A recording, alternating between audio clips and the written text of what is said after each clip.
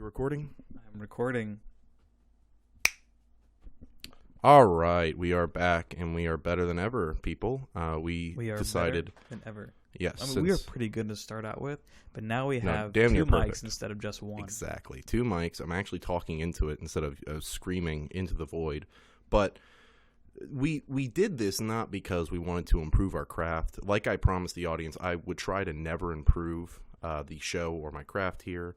But the main reason we did this is we're reviewing Baz Luhrmann's Elvis. God, I can't even say his name anymore. Baz Luhrmann. What kind of fucking name is that? That sounds like an exotic Baz slug. Luhrmann has taken ownership of Elvis. Yes. It is a story by Baz Luhrmann. Yeah, story by credits. Baz Luhrmann. So that means that Baz Luhrmann has crafted Elvis's story for him, and therefore it's Baz Luhrmann's Elvis. Which makes sense because when you think about it, Baz Luhrmann looks like an alien from the future who clearly has time traveled back in time to construct this thing just for himself. That's why it's Baz Luhrmann's Elvis. Well, Baz Luhrmann has been wearing a lot of like sequined belts recently, like Elvis, and I'm wondering if Baz Luhrmann just went ahead and bought Elvis's estate. If I don't know what the Presley family's financial situation is, but it is Baz Luhrmann's Elvis, and he has completely taken Elvis's story and made it his own. Yes, he owns Elvis now. Without Baz Luhrmann, there would be no Elvis Presley. But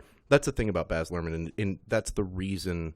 I shouldn't say that's the reason. Baz Luhrmann is the reason, though, we've decided to make our podcast better, because we thought if he's going to over-stylize the shit out of every single movie and story he makes, we should over-stylize and over-produce the podcast as well. This is an $85 million movie. $85 million. Yeah, so the least we could do is have 2 Yeti microphones for Baz. Yeah. Well, that's the thing. It's $85 million to sell like one of the worst biopics I think I've ever seen, because Baz Luhrmann, as you've said this multiple times as we've talked, and I think you're probably more familiar with his work than I am, at least recently. And you've said that Baz Luhrmann, he's great at cinematography. It's great, but he cannot tell a story to save his fucking life. He can't tell a story. Yeah, he is style over substance to the nth degree. Personified. And he is incapable of showing me any sort of emotion or telling me some sort of story, or any story that he is able to tell is because he has adapted it from a master storyteller like Shakespeare or F. Scott Fitzgerald in The Great Gatsby. And so when he is left to the story of a real man, a real king in Elvis Presley. A man or a god? A legend, well, seriously. He is, still unable to pull me in because I am being flashed all sorts of images. Yeah, he just Baz Luhrmann won't stop flashing me. He won't stop flashing me. It's becoming a problem. Now I'm just thinking about Baz Luhrmann flashing me. I can't focus. Judy is a big Baz Luhrmann fan, and she's attacking us right now. So why don't you go chill out? I have to watch what I say around Judy. Come on now. Dog. Baz Luhrmann is not a good. If you really care about Baz Luhrmann and his craft, you should be honest with him, Judy, and let him know that he just fucking sucks. Like, he's just not good. He's not good.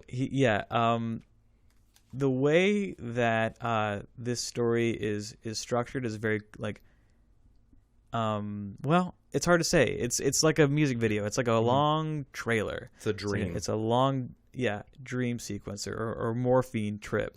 I feel like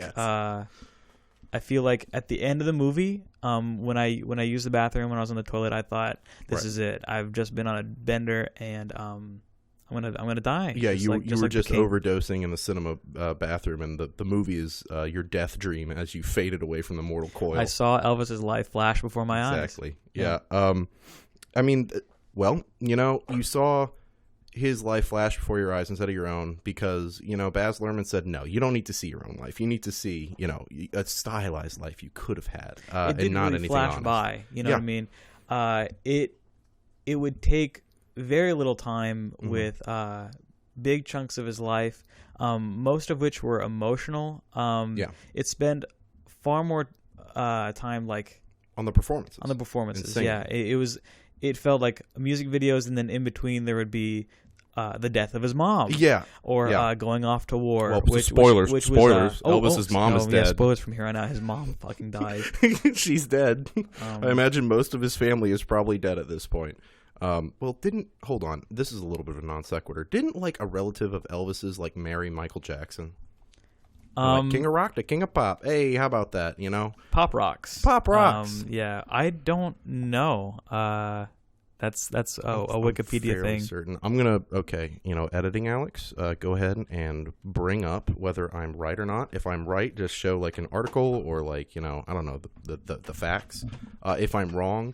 Go ahead and play the scene of Goose dying again, because that's pretty fun for me. You know what? Honestly, just do it anyway. Show Goose dying. That's funny. All right. Anyway, that guy eats it. Facts. Okay, so let's go ahead and jump into the plot. Let's just go ahead and break this down. And that's another thing is we are deciding to actually give structure to this podcast. Structure. It's not just listening to a fever dream. Well, yeah. Baz Luhrmann told me that style is important, and we got to have our own style. So our style is structure. Mm-hmm. Our take a very basic organization. Yeah, our style is structure. You could learn a thing or two from that, Baz. Facts, Baz the bitch. That's one of those things that like, the more I say it, the more ridiculous it sounds. Baz Luhrmann. We're gonna be saying Baz Luhrmann a lot in the next hour or so. So just get ready. It's a Baz fest. Yeah. Jesus. Okay. So anyway, with Elvis. It's really less focused on... I mean, it's focused on Elvis, but a primary focus is more on the character of Colonel Tom Parker, played by Tom Hanks, because we start the movie with him, and everything that we see is told through his perspective for the most part, even scenes that he's not there for. Yeah, it's his retelling of the events. He's narrating throughout. And it starts off in his hotel. No, a hospital bed, not a hotel. Yeah, well, he's at his home and he's had an accident of some sort. It's never really specified whether he fell or like had a heart attack, but he's being rushed to the hospital. And as he's on a morphine drip, he begins to narrate to the audience about who he is, who Elvis was, and just like their story and how I'm going to try to do the accent. He's like, oh, good luck. Well, Elvis, there would be no Elvis without me. Most people would think I am the bad guy of this story. I killed Elvis. I did not kill Elvis. And he just like tries to make this case to say that, no, see, I clearly didn't kill Elvis. I just exploited him to his fucking grave. Yeah, there would be no incredibly Elvis. early there grave. There would be no Elvis if it weren't for Colonel Tom Parker. Without me, there would be no Elvis. That's not bad. That's not bad. Yeah, that's kind of like how he delivers it. I will say, like, that was one of the main reasons that I wanted to see this movie. We were in the theater for Maverick, and it came on. I did not know this movie was being made. I hadn't seen the trailer for it yet. And it was so breakneck and wild. And then I realized, this is the guy that who put Jay-Z in The Great Gatsby. That's right.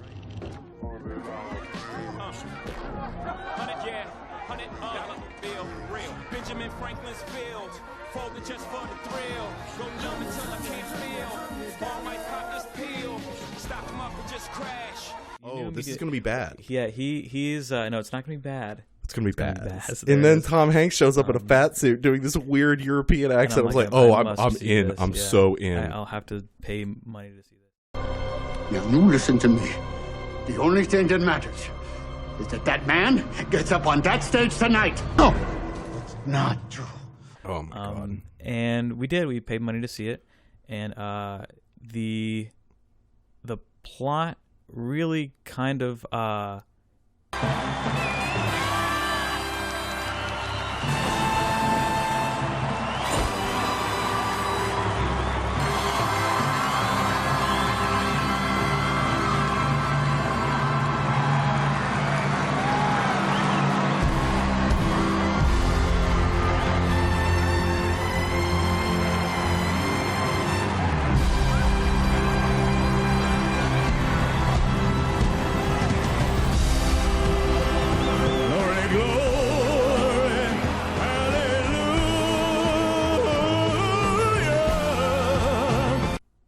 Well, it was rushed, but it wasn't. I've never wanted to leave a movie more, because it felt like the movie ended like 8 times. Yeah. And then I look at my watch and I'm like, holy crap, we've been here for like 2 hours. Well, yeah, and then it's 2 hours and 40 minutes. Yeah, it's a 2 hour and 40 minute story of Elvis where most of the major beats in the movie go by so quickly or aren't really explored because of the cutting. And we'll talk about the technical aspects. I mean, this movie is so later, but it's such a mess, and this honestly feels like Tom Hanks' biggest mistake since like Chet Hanks. Yeah, I did not get into his performance at all. Like every time he would try to talk, like I'm just like trying He's to figure such a cartoon. I'm trying to figure out where he is in the world. Like I'm like, are you trying to do like a broken English sort of like? I just couldn't tell what he was about. And it tells us like where he's from, and we'll get into that later. But it doesn't really tell us who he is. You know, you get these very basic ideas of who these characters are at the very beginning of the movie, and even though they clearly go through so many things, so many world events, there's not a single thing that changes about any of them at the end of the movie. Like by the end of the movie, they're the exact same, except for some very they're not even superficial differences, but the way Baz chose to write it and shoot it, it makes it seem superficial. You know?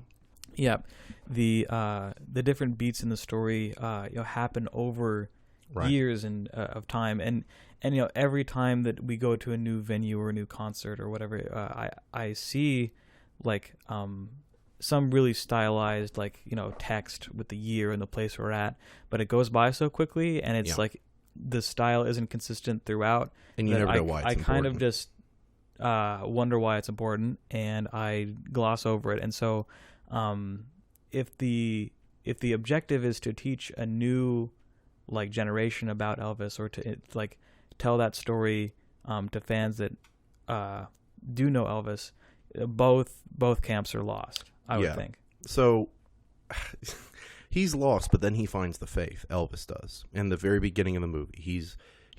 It sets it up after Colonel Tom Parker starts it off. He kind of explains, oh well, Elvis was this kid, right? And he was nothing, and then I made him something. And you see Colonel Tom Parker is a carny, but more specifically, he calls himself a snowman because he's the master of the snow job. As an orphan, I ran away to the carnival, where I learned the art of the snow job, of emptying a rube's wallet while leaving them with nothing but a smile on their face. But the carnival act that would get you the most money, the most snow, had great costumes and a unique trick that gave the audience feelings they weren't sure they should enjoy. Which is said multiple times. And every time they say snow job, oh, you laughed. Just lost. Yeah, I saw you laughing, like try to hold in your laughter. It's such a stupid thing, and I'm sure it's probably something that's been around and been used in the vernacuespoir forever. For the audience, right? What is a snow job? What is a snow job? Would you like me to describe it? Describe a snow job. It's a form of entertainment and commercialism that basically takes the money from the consumer but gives them nothing in return but fleeting emotions. So like a stunt, doing a crazy stunt. Like they would have shots in like the circus of like the geek or like some bearded lady, or like a magic trick. Yeah, some magic trick, and what the audience is like, wow, would have these feelings, but they didn't know why they would have these feelings, or if they were supposed to be having these feelings. Right. So that's the snow job. Because he says, like, I can't remember the line specifically, but he says the point of a snow job is to take their money and leave them with nothing but these odd feelings, and before these people even know they've been conned and gotten nothing out of it, or tricked, they've already gone to the next fucking town and ripped them off too. Yeah. So he's looking for a new act to do that. He's looking for the next big snow job. Yes. So he and some fellow carnies are plotting the next snow job. And they're wondering how to bring the youth in. Because I guess the bearded lady isn't working for the youth anymore. And the old country dude is just so goddamn lame. Hank Snow. Yeah, he is lame. Hank Snow. Okay, so on his guitar, it had Hank Snow written, but there was no space. So I just read Hank's Now. Hank's Now. And it took me out of it. That's so it took me out of the movie. I'm like, yep, that's Hank's right now. That is Hank's Now. This guitar is Hank's right now. That's true. So the most youthful carny, I guess, or the employee, the kid from Power of the Dog. Yep. More like Power of the Dog shit.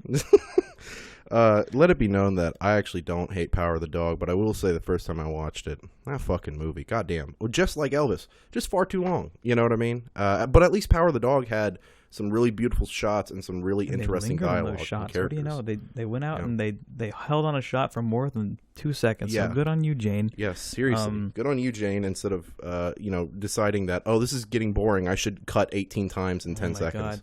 God. So anyway, the Power of the Dog kid is playing a record in the background. They're like, turn that off. They're like, turn that racket off. And it's like, well, this is what the kids are into. And then they're we can't put like a colored boy at the hayride. You know, they're not gonna like that. And then he's like, oh, he's white. And they're like, he's a white boy? Shreveport? No, they're not putting a colored boy on the hayride. That's the thing. He's white. He's white? What do you think, Texarkana? Shall we play for the 27th time?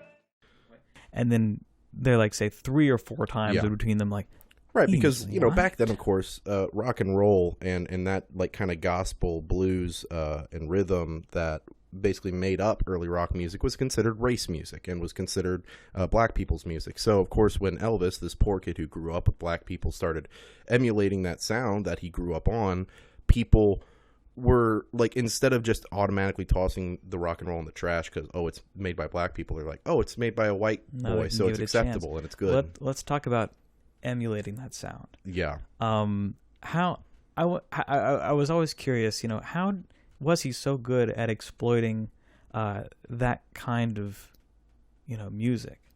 And we find out that in this little Mississippi town, there's a bunch of like boarded houses. We have a flashback. A flashback to his childhood. He thought he was a superhero. Right, Captain Marvel Jr. Captain Marvel Jr. Yeah. Just a little kid, a little Elvis running around Mississippi with like a fucking lightning bolt on his chest. Yep. And there's like a church service going on. Right.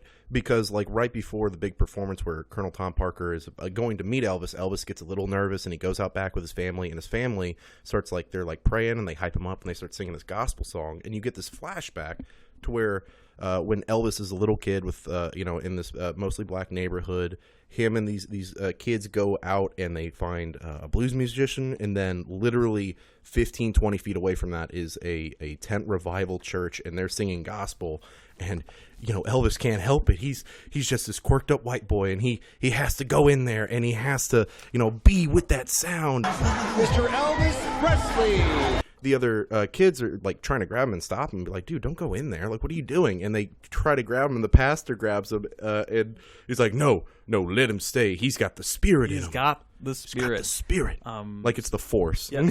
so then he is taken to the center of the worship service. They start singing gospel. Singing around him, and he's just shaking. He's looking up to the heavens, and he is just transformed. And we're bouncing back and forth between, young Elvis, his superhero origin story of, coming into black culture. Of gaining the spirit of the black community. And they say that, like, his superpower is music, and he gets that music from the black community, just from growing up with them, essentially, and having an appreciation for it when a lot of people didn't.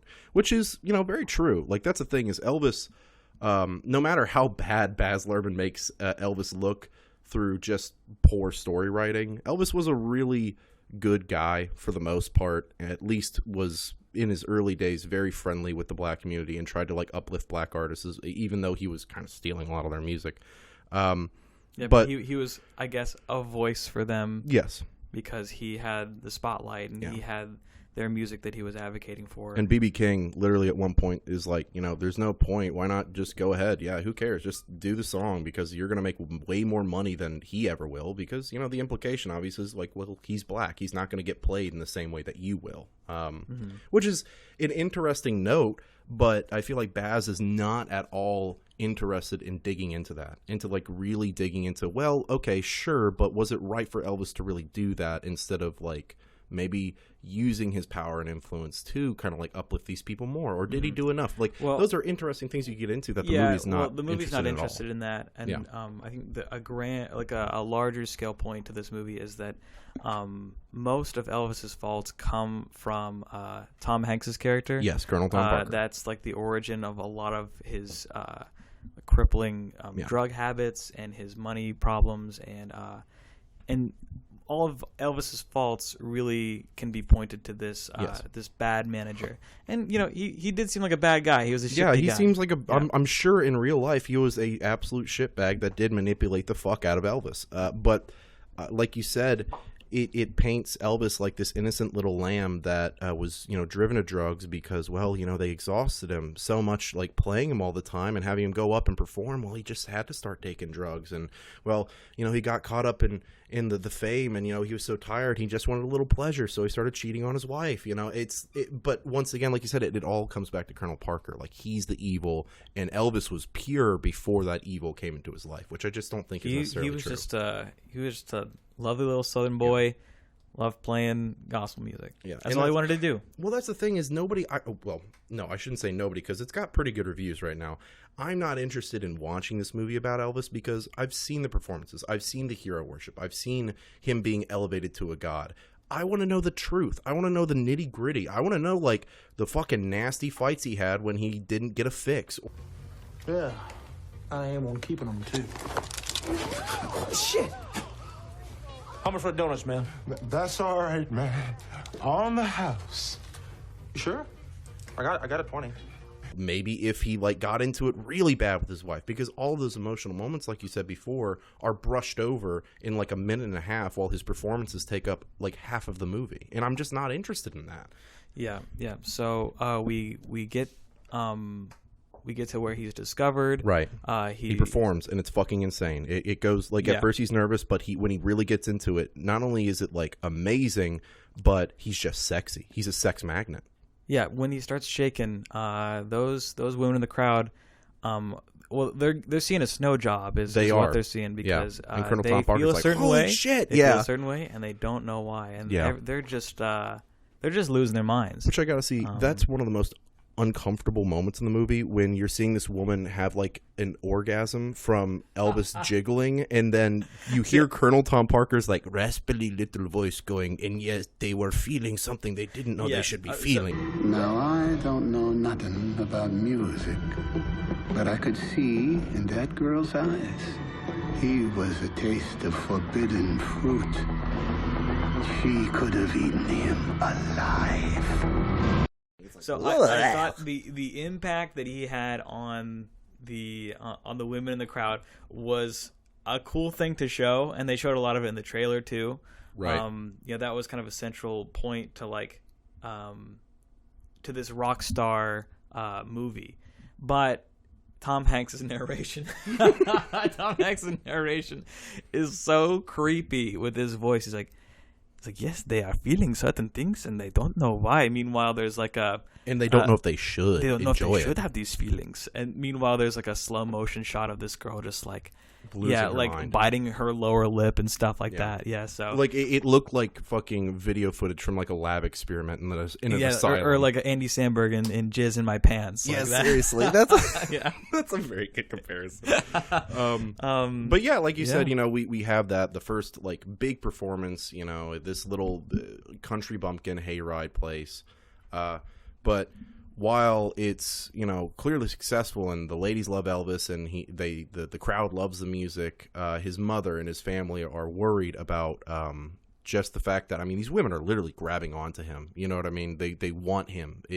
They want him obviously romantically, but she even the mom makes a good point where it's like they were gonna tear you apart. They wanted to consume you, which is one of the only decent parts of the writing, I feel like, from Baz, where she's just like, yo, look at this. What is this going to turn into? And it's like, that's interesting. Well, the mom was just jealous. Okay. Do you want to talk about the mom for a second? The mom is framed, Yeah. The mom is framed in this movie kind of like a love interest. The way you sing and move, it's God-given. So there can't be nothing wrong with it.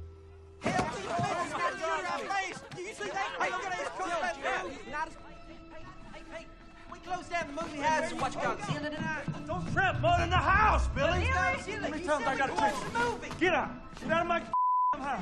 I think, like, the way they connect and the way that it's shot in, like, these close-ups that are, like, real, like, fuzzy and warm. Yeah. And they also get very physically close. Like, some ways that she poses is the way, you know, your wife or your girlfriend or your significant other would, you know?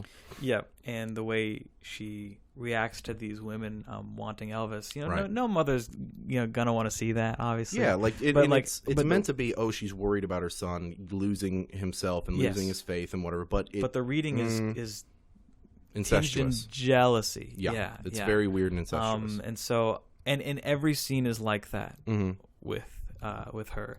Even at the end when she, spoiler alert, dies. Yeah, when she fucking dies. Like, Elvis is like wiping his tears with her dress, like in her closet, smelling those familiar smells and feeling that familiar fabric. And that's the thing, is like in any other movie, any other story, you'd be like, well, yeah, you know, he lost his mother, and sometimes you do want to just be able to smell them again or just feel them again, and just like you miss that person. But because of all the other shots preceding it, it feels like he lost his lover, and that's very like, for instance, big scene that I thought was just fucking bizarre. She gets upset with him in the kitchen, and Elvis's girlfriend is like, "You upset your mommy, Elvis. Go talk to her." And they have this bizarre like conversation in the bedroom where it's like, "Come on, you're my girl. You're my girl." And it's like, what? And they're like sitting on the bed, and she's like, well, first she's like at her mirror, her like and then they're like. Having this conversation, like he's coming into the room, and like, yeah, the way it's shot is like very warm and like kind of like glossy. So it feels a little romantic for some reason. That's the impression that I got immediately from just like watching a lot of movies, you know, and just that visual language. Yeah. But still, like, Baz doesn't know how to do anything tenderly. No, not at but all. This was the first time the movie had slowed down in probably like 25 minutes or something like that. Like, it's breakneck. The pace is breakneck. Well, yeah, it's breakneck, and then when you it's so breakneck, it's exhausting. And when you get to the slow motion or the slower parts, you fall asleep because you're just so tired from the other parts. I have to, just compose myself after being punched in the face. Yeah. After being flashed by Baz Luhrmann. Visually flashed by Baz Luhrmann. But even in these slower moments, Baz Luhrmann can't pick a composition to stick with. Nope. Even like if the average time in other sequences is like, you know, maybe I don't know, 2 seconds per shot cut. Per cut. Yeah, this is per like, angle. Yeah, maybe double that. And so they're still switching between like, you know, 8 angles in a supposedly tender scene. Right. But yeah, the mom is a strange portrayal, I think. Who, you know, the mom does end up being right to an extent, because, you know, the career does really hurt him and kill him. But really, in the short term, Elvis, while seeing pretty big success, you know, for being just like such a small artist and coming from a family of poverty whose father went to jail for several years because he cashed a bad check. And that's like a big motivator for Elvis, is that, well, I just don't want you guys, like, I know this seems bad, but I don't want you guys to ever want again. I don't want us to ever be in a situation where somebody gets taken away because we don't have money. And that's you know, that's redeeming. But like, doing that with other people's art, like, that feels like appropriation. I don't want to dig too much deeper into that just yet, because, you know, I don't know the whole story. And you know what?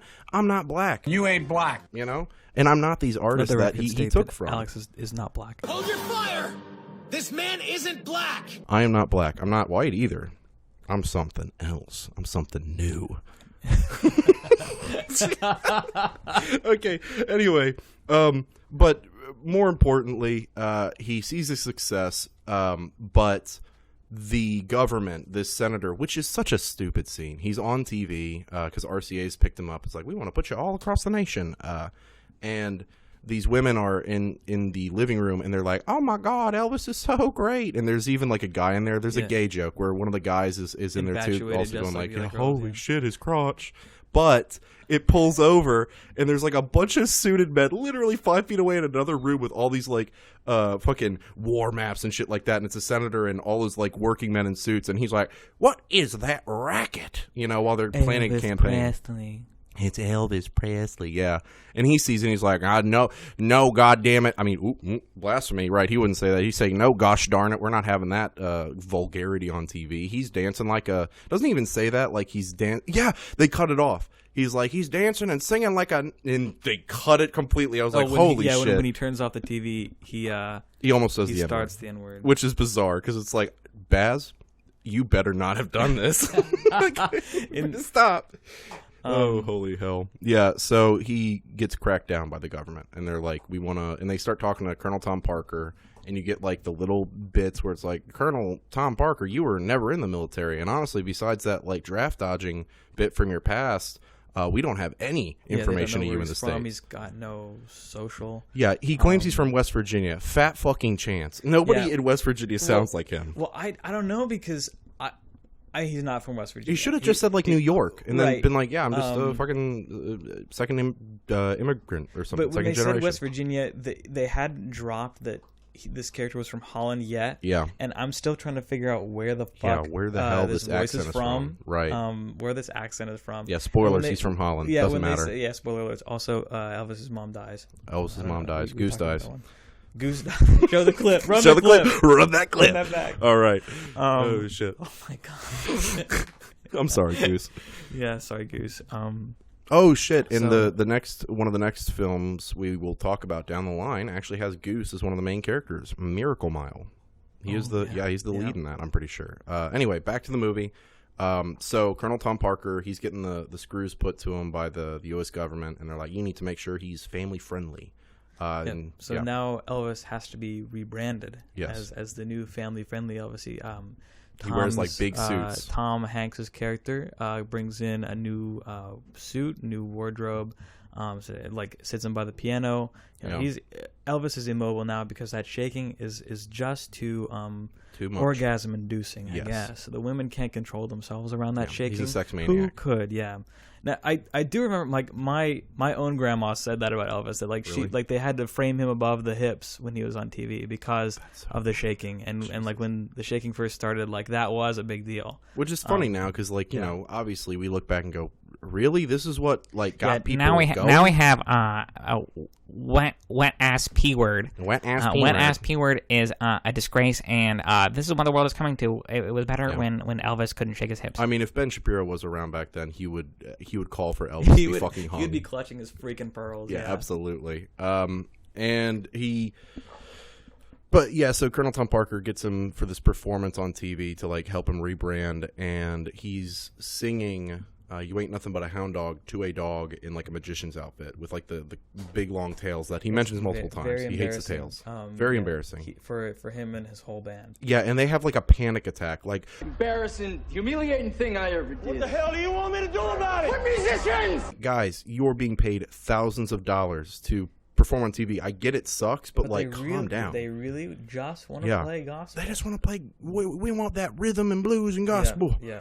Gospel, brother. They were embarrassed. I can't do Elvis. So, was the concert where the riot occurred the next big point? I think. Yes, I don't because know he's doing the kids' dies. charity event. He's doing the kids' charity event next, and they're like, we need to do family friendly Elvis again, and people are still gonna love you. Don't worry. And that's when he goes to hang out with B.B. King, and B.B. King has, like, I'm pretty sure that's where B.B. King does tell him, like, yeah, you might as well do the music, because you can, you can be successful where we can't. Man, he sings the hell out of that song. I would love to record that. If you do, you'll make a whole lot more money than that kid could ever dream of. And he also tells him, like, man, they're not letting you do your thing. You just got to do your thing, Elvis. You just got to strut your stuff, you quirked up white boy. And he's like, you know what, baby? You're right. Thank you very much. And I don't think they actually do that once. They have him go thank you, and then he goes like very much. Yeah, I keep anticipating. They never do the thank you very much. That which is a big shame. That would be beneath Baz's script. Right. So then they go to the kids' charity event, and that's where, and this is like this is like the start of where they start comparing Elvis to people like Malcolm X and Martin Luther King, which is just not the case. Like, I understand why they would, because he was very important to the black community. He did have an impact on pop culture, and he did have an impact. And he helped usher in black art into the white world. He made being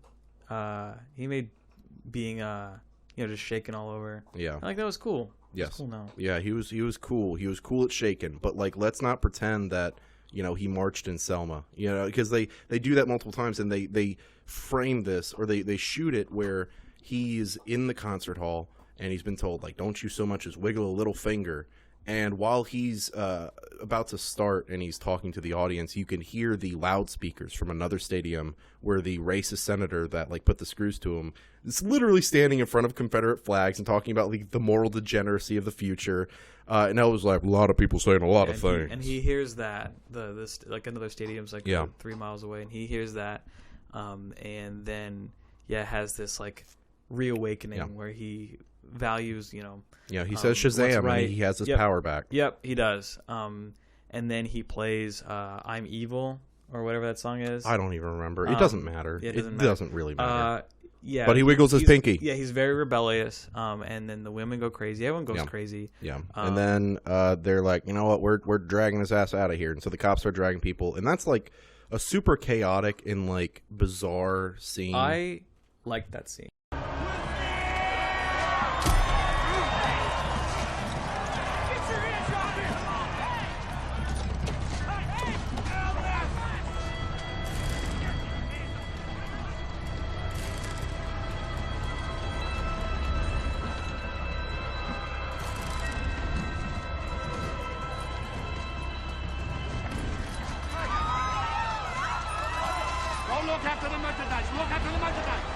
You like that one? I like the performance a lot. I like the performance. I think what happens after the performance cool. is like... I don't know. I thought the riot was pretty good too.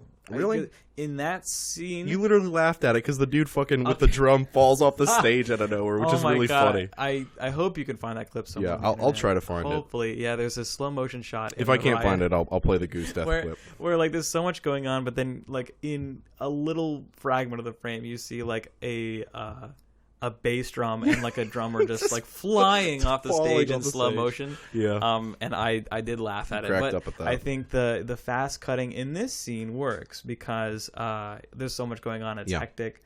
That's when the cutting is effective. He does that. He does one thing where he like, I can't remember if it's like he just kind of slams his feet down or if he like strums his guitar, but there's a cool moment where I don't know exactly what you would call it, but it's like the camera is locked on him for like it's oh god, what is the word I'm looking for? I can't think of it. Like motion tracking. Mm-hmm. Like they do a little bit of motion tracking. I was like, oh wow, that puts some real energy into the scene. And I like that. Yeah. I just wish it lasted for longer than 2 seconds. The energy works in those situations. In the performances. Yeah, that's the only time when the speed feels like at home. Yeah, when the energy is merited, right? It does work for me. But most of the time it doesn't. And we'll talk about like the cinematography and editing. Let's blitz through the rest of the plot. Okay. Because, so afterwards, he the government's like, okay, you can either go to jail or serve in the military, and he gets cajoled into serving in the military, where 2 incredibly important things happen, but it blows by in about 5 to 10 minutes. You went up and got a refill, and you missed the death of his mom and him going to the army. Yeah, seriously. And you're like, what happened? Yeah. And I'm like, and you're like, his mom died. Yeah, you missed a lot. You missed fucking 4 He goes minutes. overseas and he meets like his first love, Priscilla Presley, and then he meets his mom meets her fucking maker because she drinks herself to death. Yeah, she'd been acquitted with a bottle before. Yeah, seriously. Well, that's the thing, is she's already like drinking pretty bad before they even got big, and then her worrying over Elvis and him going to the military and all that, and separation. Being separated from her lover for so long just like really hurt her heart, and she just missed her baby boy, and she drank herself to death. And then Elvis comes back, he's a wreck, but that wrecking ball in his life kind of allows Colonel Tom Parker to sink his fangs in deeper, and also help Elvis rebrand as like, oh, look how sympathetic he is now that he's like come back from the army and he's also lost his mother. Yeah, Tom Hanks makes himself to be a father figure at this point because of the death of his mom. And he goes into movies. Yep. he thinks that like his singing days are done for some reason. I guess the world isn't ready. Not well explained. If it was, it probably happened in 3 seconds. The world isn't ready for Elvis to start shaking again. So he starts shaking on camera for movies because he wants to be an actor for some reason. He does. He says that. He really respects the work of Marlon Brando. And not Steve McQueen. Who was in Rebel Without a Cause? James Dean. Yep, James Dean. Yep.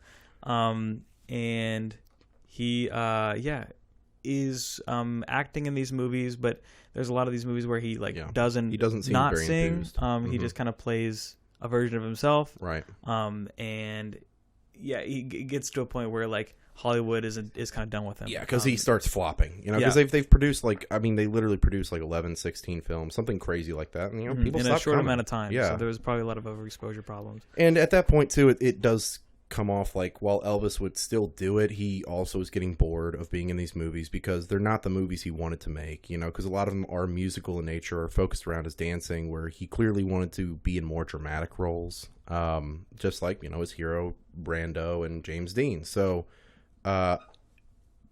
you know what, never mind. I was going to say something about Marlon Brando's history about certain things, but I don't think that needs to be said.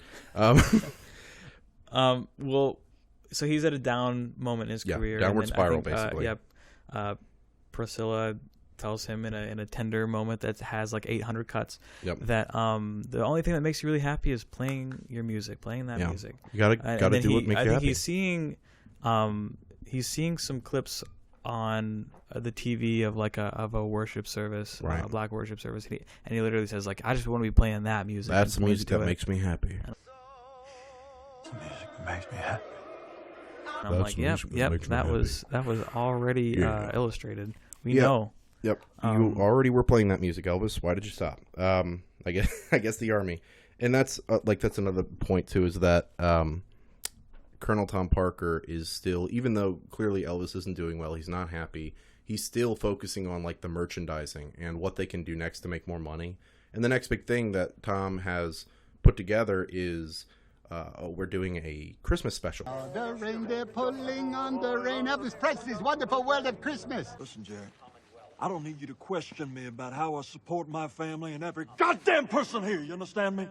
And you're going to sing your songs, you're going to do your special, but Elvis and a lot of Elvis's crew can see the writing on the wall where they're like, I don't want to do that. That's just so kitschy. That's so lame. I need to rebrand myself again. Elvis does not do Christmas songs. Right. He does not do Christmas songs. And the sweater that Tom Hanks was going to put him in was just so lame. So goddamn stupid. Yeah. So he gets with some younger talent. Yeah, that have worked with the Rolling Stones and worked with, I think they did the Beatles or something.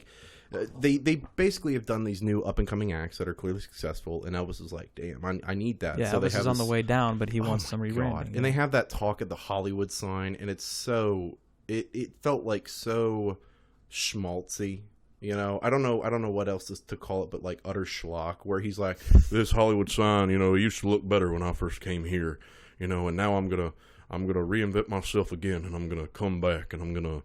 I don't know, because Austin Butler, he kind of mumbles a lot of his lines, and I can't really tell what he's saying half the time as Elvis. Don't be so hard on Austin Butler. I'm not trying to be. I didn't think he was that as good as you think he was. I thought he was great. He also claims now that okay, I shouldn't say he claims, but a lot of people, including himself, have said that his voice has changed after working on that movie. And I've listened to him in interviews, and he's still doing kind of a Southern-esque, Elvis-y kind of voice. Yeah, well, which is funny. He's just taking on Elvis now. Right. And I can understand his point where it's okay, you work on this movie for how long, and you're getting older, so it's you could easily just fall into it, in the same way you live in a city for long enough, you start talking like other people. But he just can't stop shaking his legs now. He just can't stop shaking his legs. He's got that shake is what syndrome. Makes it. You got to shake, rattle, and roll. You got to shake, rattle, and roll that cock down the down the fucking theater. Well, that's what's going to get people in the theaters. Is just shaking that cock. Nice. Yeah, so they start putting together a Christmas special, and Colonel Tom Parker understands that he's working with these guys, but he's still under the impression that it's going to be a mostly big Christmas special, so he's got these network execs in there to be this is what you're buying. But when they watch it, they're like, none of these things are about Christmas. He's just dancing in a nightclub. On stage with a all leather All leather get up. All leather the famous get up. all Yeah, leather get it up. says it reads hot. It reads dirty. Yeah. It's been a long time, baby. Long time. Not know what is going on. Singing hound dog? What does that have to do with Christmas? It does. And that's what they want. That's Elvis's new brand. He's back, baby, and He's he back. is shaking, He's rattling, doing the same thing and he was rolling. doing before. Yeah, he played Just a lot of older. the songs we heard before. Exactly. None of the they played. We hear like ain't maybe, nothing but a hound dog for the 5th time. Yeah, they played like maybe three Elvis songs total, and we only got to hear a couple of them in any sort of length. Well, that's the thing, and we discussed this too when we were walking out of the theater. It seems weird that they would add in these rap remixes or like just modern twists or just adjustments of his music in the movie when the whole point of the movie and Elvis is that his music is supposed to be timeless. It's a classic. So why the fuck are you editing it, Baz? Let's What are you segue doing, Baz? real quick into Baz, the soundtrack. what are you doing? Before we get back to the plot again? Yeah. The soundtrack was a mistake. I told you before we went to the theater, I'm like, how much you want to bet they're going to play a rap song, like a Jay-Z song? Yeah, like and then you said, no, there's no way they do that. Well, yeah, because The Great Gatsby, it doesn't naturally have music in it, and Baz is trying to be hip and cool because he wants to be seen that way. So he thought, I'll put in rap for the kiddos and they'll love it. And I thought, well, no, this is Elvis. And it was. I think that was successful, though. I think some people like that a lot. In Great Gatsby? In really? Great Gatsby, like the Jay-Z stuff? Okay. Yeah, I think that made things popular with younger people. Like, will I say, it makes for a great sequence to have that music behind some of it. Yeah, it's kind of entertaining to watch, but if you think of it at a deeper level, putting in this, like, modern music just to be cool when the whole point of The Great Gatsby is like, hey, appearances don't really matter. It's what's underneath, and those things that are underneath is kind of what drive your life and kind of kill you at certain points. So you shouldn't focus on these superficialities. And yet Baz is like, nah, fuck that, dude. I want to be cool. Cool as fuck, I want to be cool. Fuck you, Baz. Fuck that guy. So, seriously. So, yeah, when they go through Beale Street. Oh Christ! Yeah, every time on multiple he's occasions, that, this happened like exist, 2 or 3 times. Yeah, where they go through Beale Street in Memphis, a heavily black populated area in Memphis. Right. Baz Luhrmann starts playing like Doja Cat. No, I think it was Nicki Minaj. I think that was Nicki Minaj in there. Yeah, but it was like You Ain't Nothing But a Hound Dog remix with Nicki features in it, rapping which was bizarre. Over it. Yeah, and like there are like rap songs in these sequences, and I'm like, oh my god, they really did it. Because you thought that the score, if it was modernized at all, it would just be like modern takes of like rock, modern renditions, like a Stray Cat or something like that. But yeah, this just went full rap. I've been through hell and back, many obstacles. They said I couldn't do the impossible. My life's an open book, it's an audible. Been in the public eye like a monocle. Call me a superstar, astronomical. I got the vibe from the side that is colorful. You call it ghetto, but I call it wonderful. Do what they say, what I do, what I want to do. Well, that's the thing is every time he does that, it makes you realize like Baz is like, oh, well, rap is black people's music. And it's like, well, no, Baz, rock and roll is their music. Blues and gospel is. That's the whole point of Elvis, So no, Elvis is rock and roll. I don't know how you could miss the target so badly when you're literally making the target in your hands. It doesn't make any sense to me how obtuse Baz could be to the thing that he's made. So I made that bet that we would hear a rap song, and then I said, I bet you we don't hear one single Elvis song in its entirety. Yeah. We probably won't hear more than 30 seconds of it unaltered. Yeah. And that's true. I was also right on that. You were incredibly right on because, sadly. Yeah, I know, but I didn't have any faith in Baz to like actually show off any Elvis music. Well, he has to show off himself and his style. So. Yeah, so all of these songs were like altered, and sometimes it was cool because it had a little like boost or whatever to the song, making it like a modern production. But most of the time, it was altered in a way that like took me out of it. Reminded me, oh yeah, I'm watching a hyper stylized movie. Yep. And yeah, we really didn't get to see a whole lot of like Elvis, or didn't get to listen to any like songs by Elvis like fully or in a way that felt satisfying. Even though there is wall to wall music, and you never stop hearing music in this. It's not wall to wall; it is room to room. It's an entire goddamn building of it. Yeah. It's constantly playing music underneath the dialogue, or there's diegetic music or score or whatever. And most of it is not Elvis in the Elvis movie. Well, you're trying to hear the dialogue, and you're trying to understand, like, Colonel Tom Parker's bizarre accent and Austin Butler mumbling, and you can't... there are some scenes where I did not know what the hell people were saying. And maybe I just have terrible ears from being in war zones with my bonobo apes, but, like, it was just not... I could not understand a damn bit of it sometimes.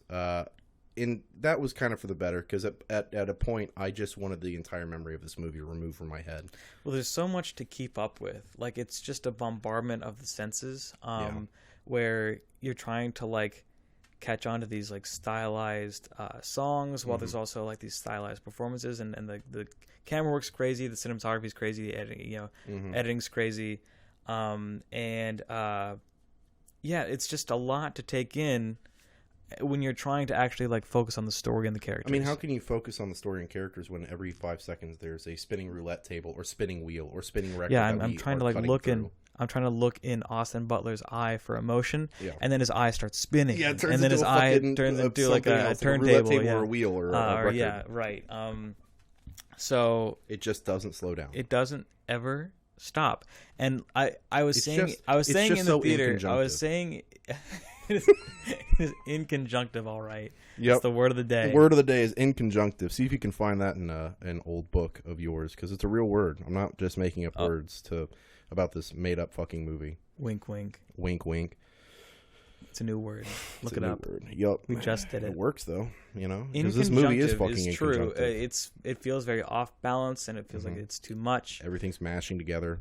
Yeah. Everything's conflicting. And the whole time, I'm just like, I can appreciate a lot of these shots for what they are. I think let's talk about the cinematography a little bit. The shots stand alone. Every one of them is really cool looking. Like, yeah, it looks really good. cool It's looking. a very good looking movie. I think Baz Luhrmann's style is, except for those random, like, 2 scenes where there were, like, pixels in it. But I think that was our theater. Oh, I think that was the theater. No, that had to be bizarre. The theater. But the cinematography is good. I think Baz Luhrmann's style is very visually intriguing, and it makes him stand out. Like, I think he is an auteur, because, like, you know by watching a trailer, even if you didn't click on a YouTube video, even though you might have clicked on a YouTube video that says, like, Baz Luhrmann's Elvis, but if you didn't see that title and you're like, oh, I recognize that. That's the Great Gatsby guy. Yeah, that's the Great Gatsby guy. Yeah, Baz Luhrmann's Great Gatsby. Oh my god. Baz Luhrmann's F. Scott Fitzgerald. Which is funny that he's taking ownership of this, taking ownership of Elvis, where he's making a story about somebody trying to take ownership of Elvis. Yeah. And it's like the irony is completely lost on him. It's so bizarre. Because that's the thing, is after the Christmas special, and this happens also after Martin Luther King has died, and I think Bobby Kennedy dies. He gets assassinated while they're while they're recording the Christmas special. So he's like, no, the last song, it's not going to be Christmas. It's got to be like a ballad. And they do a ballad, which he writes a protest song. Yeah, he writes a protest song. He plays it. And yet the special is wildly successful. And he wants to go on an international tour afterwards. And that's the thing, is he was doing really well. And Colonel Tom Parker was enjoying the riches of that, because he was just exploiting the shit out of him still. And he started racking up, like Colonel, he started racking up this debt at a casino, because he was a gambling addict. He was a degen gambler, and he racked up so much debt that they cut off his credit. And they were like, we hear that Elvis is, he's going to be leaving the country, and you're not his guy anymore. He's not your boy. So you have no money. You got to settle this debt now. He's like, no, guys, I swear. So I don't know if this was faked or not. I think it was meant to be, because that's the thing. There's so many things in this that I'm not sure of the certainty of, but he's in the hospital when Elvis goes to see him, when Elvis was going to tell him, like, yo, we're done. And instead, when he gets to the hospital, it's like, I had a heart attack. That's what the Colonel tells him. And I think that was bullshit. I'm pretty sure the Colonel was lying to him just to, like, get sympathy points. Yeah, but it's not specified. Right. So Is this when he introduces the idea of the casino. The idea of the international hotel? Right, because he says, "Hey man, the new do it real quick international hotel is come up in Vegas, and they're looking for an act." And so Tom Hanks' character introduces. Why go to the world when the world can come to you? Yeah, and so you can do whatever show you want. You get a huge theater. Yep. Biggest theater. Yeah. On the strip, basically. Yeah, it's a huge theater, and Tom Hanks says, you can do whatever you want here. Yeah. Just give it 6 weeks. 6 you'll months. have money Is it 6 for months? the tour. 6 weeks. 6 weeks. 6 Just weeks. 6 weeks to get money for the world tour, and then you're out of there. And sure enough, Elvis is like, all right. Yeah. He decides not to fire him. He's like, you know what? That's not a bad idea. Damn. Thanks, Tom. You did it again. He's like, no problem. Another snow job right I feel there. like that's like the 6th accent I've given this man. Yeah, it's another snow job. He's hitting him with it. But Elvis, he goes there and he you see him like conducting the instruments and preparing for it, and he really gets a cool lot out of it. sequence. I like that sequence a lot. Yeah, where he's like, when yeah.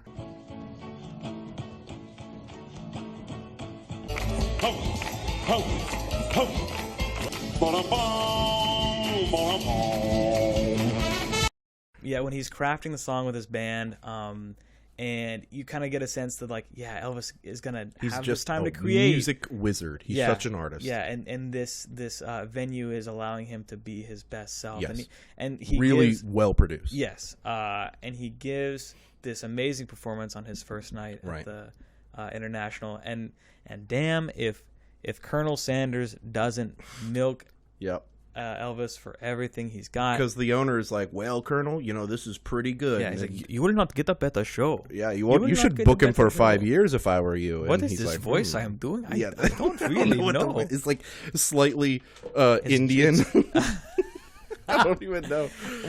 Well, if Tom Hanks were consistent, then I could be too. I can't do an impression of his impression. Yeah, I don't know how that's a Holland accent, because I've met people from that part of the world, and they don't sound like that at all. Tom Hanks doesn't really do voices. He's never really done voices. He's in never his been career. great at that.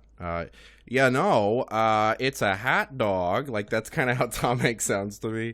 Not a ball game without a hot dog. Who wants a hot dog? Anyway, skipping past this part, he makes a deal with the owner, 5 years of Elvis for $5 million, and if he can sign Elvis to that contract, the casino will wipe away his debt and give him an unlimited line of credit. And that's the thing that it focuses on. And, of course, Colonel Tom Parker, being a gambler DJ, is like, I can just play cards forever. Yep. Yeah. And he doesn't outright say it, but he starts to slowly, over the 6 weeks, cajole Elvis into this feeling of fear and paranoia that if he goes overseas, he can't be protected well, and he'll get shot and killed. And Elvis is like, well, shit, okay. And Elvis is seeing other clips of accidents happening at Rolling Stones crime concert and shit. Yeah. Or other instances of rock shows overseas going too far. Well, that's another moment. I don't know if he was lying about the heart attack. There's a moment during that montage of him building the fear where a couple guys jump up on Elvis's stage, and Elvis reaches for his gun and kicks one of the guys in the face or something like that.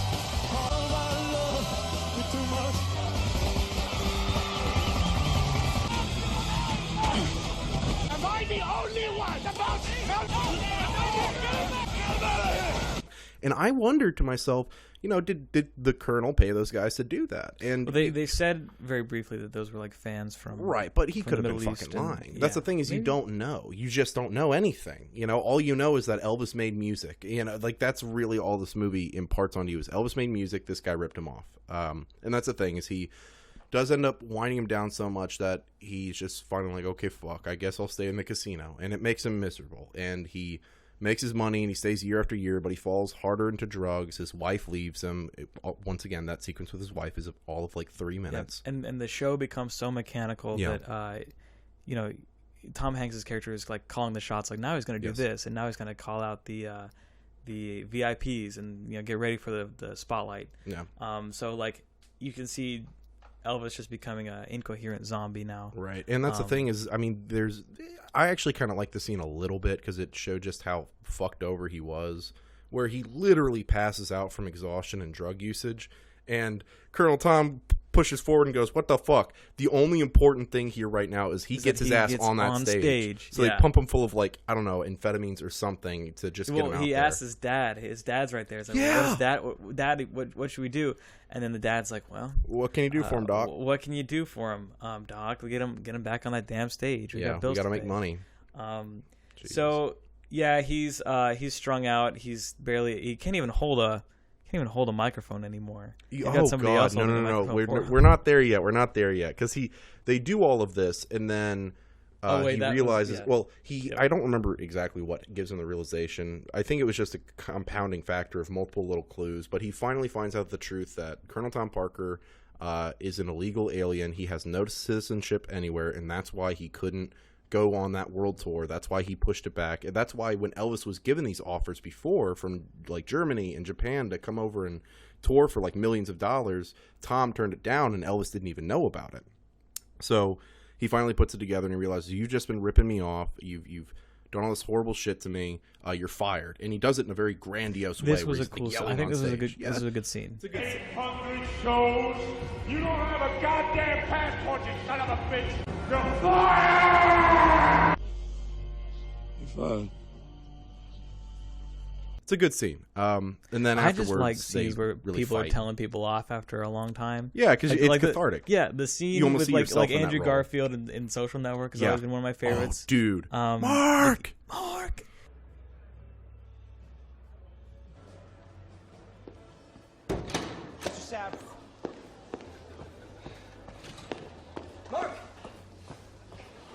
Mark! He's wired in. Sorry? He's wired in. Is he? Yes. How about now? You're still wired in? Security. Yeah, that scene's great because I guess watching these manipulative people get told off and be exposed for what they are. Yeah, and then you see the other person get freed from them. And then Austin Butler does a great job, I think, of like he's drugged out but coherent enough to like call this guy out on stage and still like command the audience. But you can tell he's like feverish a little bit.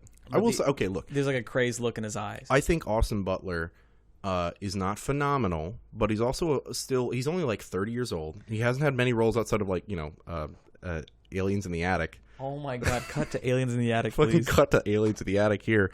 But there's one little problem. Someone else checked in first. Hello, humans. Please tell me you see that too. We come in pieces. Peace. We can attack the humans. But he does a pretty good job. He does a serviceable job. It's just, with how many people literally get paid to impersonate Elvis, it's not that hard to do it.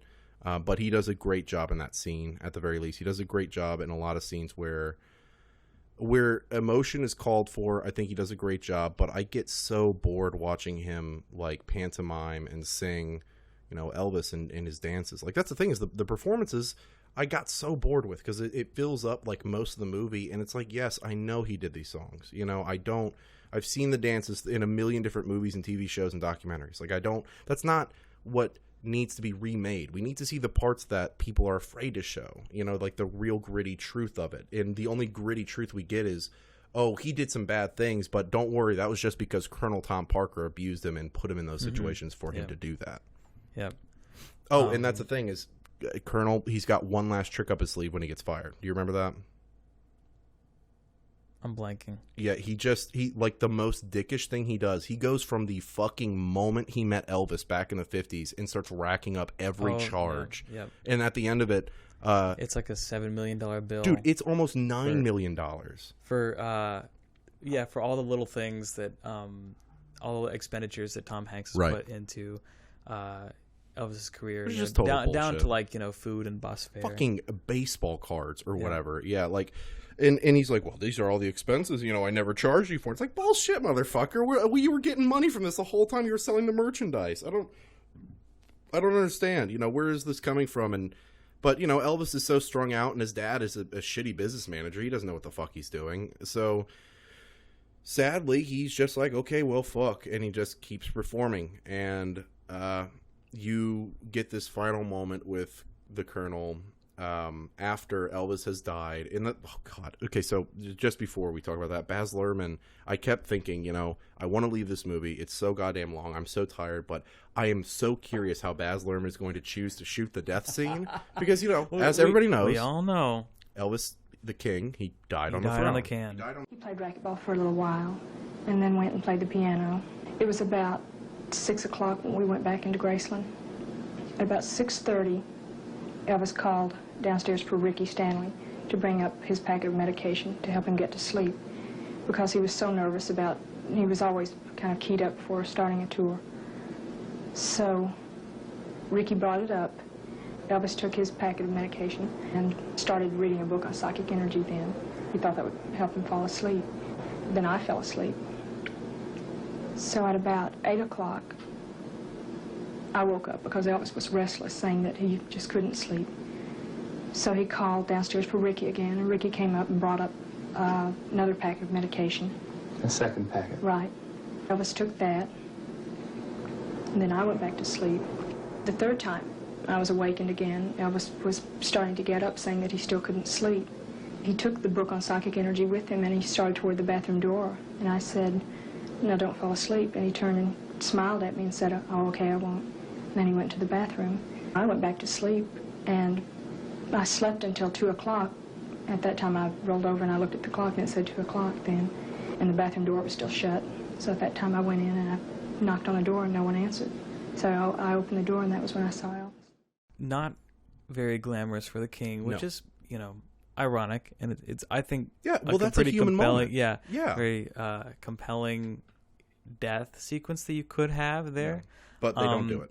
They did not do it. They don't even bring it up. They just say that he died of a heart attack, and literally you hear like the news announcer talking about it, saying like he was found at the hotel and blah blah blah. Like before they actually get into doesn't how want they you to found him. know how They he don't. died. Well, it's not very dramatic. Well, it's not very maybe cool. that could have been a request from like the Presley estate or something. Yeah, like we're tired of seeing our dad or granddad fucking dying on the shitter. Toilet. Yeah, can you not? But you couldn't shoot that beautifully. There's no like opulent way to shoot the toilet unless it's made of gold and rhinestone. I know it sounds silly, but like I'm gonna pitch an idea for you here on the scene. What if instead like he is just kind of like, what if you just walk through a door and you got the idea walk through the bathroom stall? Okay, yeah, maybe that would have been kind of funny though. Come on now, like he opens up the door and it's just like, and he was never talked to again. That was the last time. I kept making jokes like near the end where he's like, "All right, I'll talk to you, Dad. Just give me a second. I got to take a shit." Yeah. Shit, man. You just give me 800 angles of of his asshole and his fucking heart just like exploding in his chest. But yeah, so we end with that, and Colonel Tom is like, well, he just like flies away. He just like flies away. Yeah, he flies away, and he flies away with this plane in the clouds. graphic. Yeah, into the clouds. Very metaphorical. Mm-hmm. Yep. Elvis is toast at 42. Toast.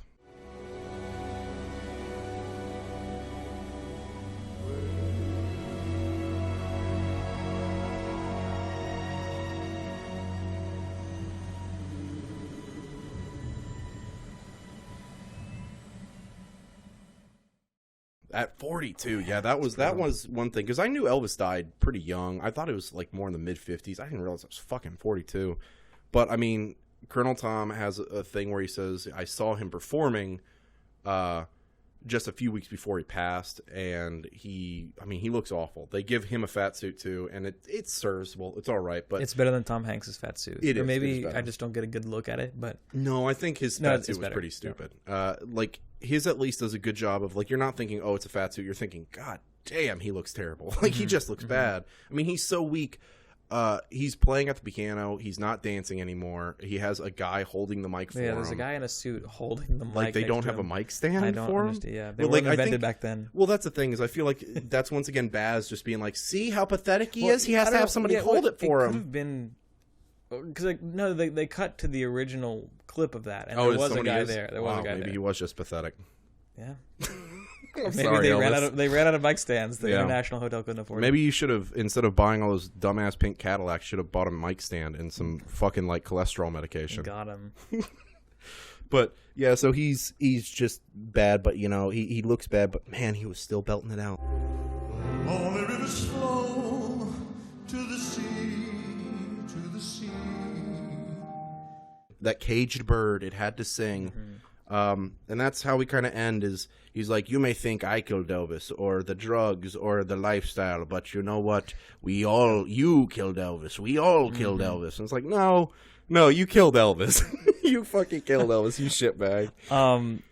Well, the movie ends like that. We get that performance, and at this point, there has been like 5 other times where I think the movie's gonna be over because it's so long, and it's not. I mean, I understand that every career has its ups and downs, and so you're gonna have these like down moments that feel like the end of the second act into the third. But the movie being so long, all of those downs felt like this is it, and then it kept going and going and going. So after that performance where he has the mic held for him by this guy, he looks awful, but it's his It actually is a kind of nice moment. It's like one of the most tender moments in the actual film. I think it's a good moment.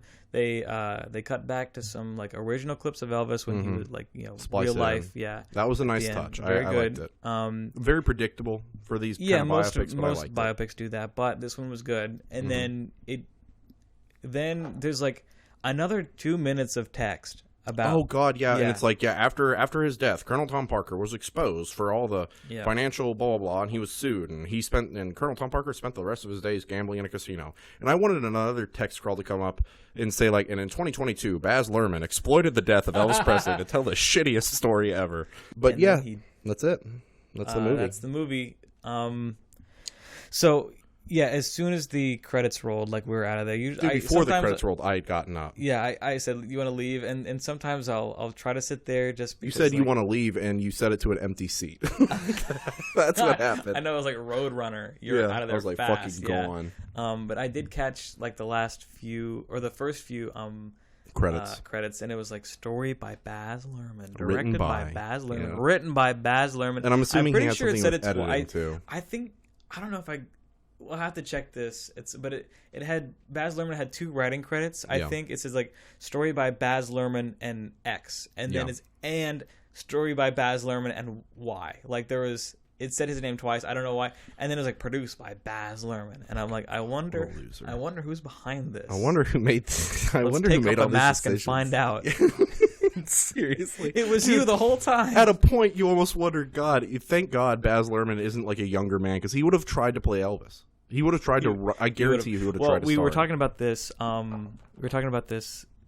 The other day, where I think, to get sort of like philosophical here, Baz Luhrmann sees himself as Elvis. That was a good point. Baz Luhrmann sees this opulent guy, this over the top artist that's stylized misunderstood, very stylized, who also borrows from other artists. Yep.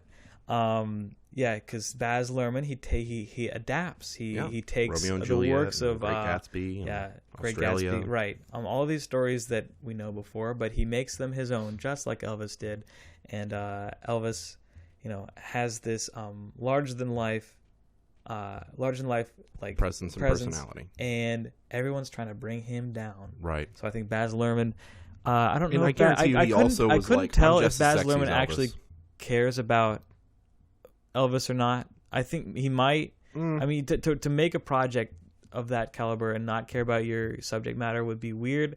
But like there was not a whole lot of heart in it for me, so I couldn't maybe tell. Cared like as far as you can care about a story, but I don't think he had any real actual sympathy for Elvis. It felt like more. Well, it felt like a pride project. He owned Elvis, in the same way that Colonel Tom Parker did, where he's like, I'm using this story to boost my credentials, get another movie out there. And honestly, I think he was wanting this to be an Oscar film. Like everybody, like it's so overproduced. The biopics are already, fodder for the Academy on this shit. And not just that, it's a movie about like, one of Hollywood's tent poles back in the day. And the Academy loves movies about Hollywood. Well, I think it will do well in Oscar season. Not that I could see an Oscar for like costume for or set Austin. design. I think Austin Butler might get nominated. Really? Yep. God, I hope not. Yeah, I think he will. People love biopics. Like Judy Garland, played by Renee Zellweger. Like I didn't see that movie, but no thanks. If you're trying to get, I do not like Renee Zellweger. I don't. Don't make that face at me. Come on. I like now. Chicago a lot. And the B movie. God. Oh my god! No. I love that movie. No. Oh my god. I was gonna suggest we watch that movie. Actually, Chicago. I think Chicago's a great movie. All right, we'll watch. She's good in it. Catch that. Maybe next year. Audience. Yeah, maybe next fucking life. God. Yeah. Well, anyway, no, I think people are all about these biopics about Hollywood tentpoles and their troubled life. Mm-hmm. So, I think Austin Butler could earn himself an Oscar nod. production design, cinematography. Yeah. If this wins best editing, I'll never watch the Oscars again. I say that every year. Yeah, they do something to discuss me every year. Oscars. We just wait for the nominations, then we make fun of them. We wait for the nomination, we make fun of them, and I look them up online. And hopefully some celebrity gets slapped. If Baz Luhrmann, I was about to say, if Baz Luhrmann got slapped on stage, I will slap him myself if he wins. I will fly there just to be there for it. Uh-oh. Yeah. Uh-oh. He's coming up, and then I just fucking gun him down. I lied. This is a threat. Oh my God, gonna get put on a list. Yeah, I'm already on a list, dude. Come on now. Paramount is already gunning for me. We know that. Now we just have Baz to worry about. Oh, that reminds me. Should we do an ad break? Should we? We should. Since we're at the end of our podcast here, let's go ahead and stop for an ad break. Hey, y'all. Editor Alex here. I kicked Nick out. I have stolen the ad read, and I will hold it at gunpoint until I am paid. Wire me money. All right, back to the podcast. We'd like to share. We're going to plug our Patreon that doesn't exist. Plug the Patreon. Yeah, Patreon.com/ Patreon.com movies and Manifestos 69. Yeah. What you said. Yeah, that's it. Actually, we don't have a Patreon. We're too lazy to make one. What would you give? Because for me, Elvis for me gets 2 bedazzled belt buckles out of 5. I would give this. I like cinematography, editing. Oh no, cinematography stands out. The whole thing's a cinematography reel. I think it's technically impressive at parts. It's an actual movie or something. It's not an actual movie. It's a trailer. It's a cinematography reel. If we're rating it as a movie and not just a fever dream of technically impressive shots, 2.5 hound dogs out of 10. What? 2.5 hound dogs out of 10? That's worse than my rating. Jesus Christ! All right. Yeah. Damn. No. I was upset after this movie. We tried to record the podcast after we watched it, and we had some technical difficulties. We did. Elvis, the spirit of Elvis himself, came in and strangled Nick almost to death. It was pretty wild. Yeah. Listen to this right now. There's 2 things you need to know. I'm the king, and number 2 is look out, man! Look at that! They're coming at you. You see that? It's called karate, man. And only 2 kinds of people know it: the Chinese and the king. One of them is me. And then I just started convulsing. He started shaking my legs. And I was like, "Oh my God, he's got the spirit in him." I couldn't stop shaking my goddamn legs. Well, I was viscerally upset after. I do not like Baz Luhrmann. I've never liked Baz Luhrmann. We were both very frustrated, and I was just, I was very irritated and tired. Very tired. I've never been just bombarded with shots like that movie. And I love cinematography. That's. I'll watch a movie for the cinematography, and I was like, I've seen enough shots for today. Well, I would like to go home. Too many times. I got flashed too many times, and for that, I'm giving it 2.5 hound dogs out of 10. All right. Well, that's Elvis 2022. Baz Luhrmann is one of easily now near the top of my list of bad filmmakers with Uwe Boll. Top the list of filmmakers you'd like to physically harm at the Oscars. Top of my list, exactly. So thanks for listening, guys, and have a good night. Awesome. We did it. Are we still recording? Oh my God, I'm still recording. Stop.